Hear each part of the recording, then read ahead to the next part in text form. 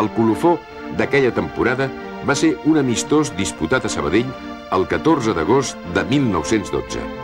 Era el primer partit disputat amb llum artificial a Catalunya.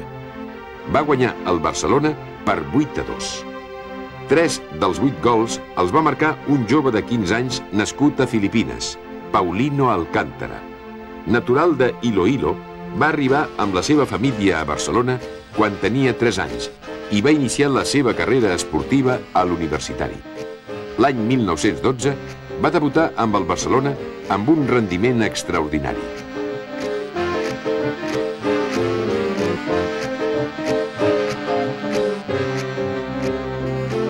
Va ser jugador internacional per Espanya en 5 ocasions.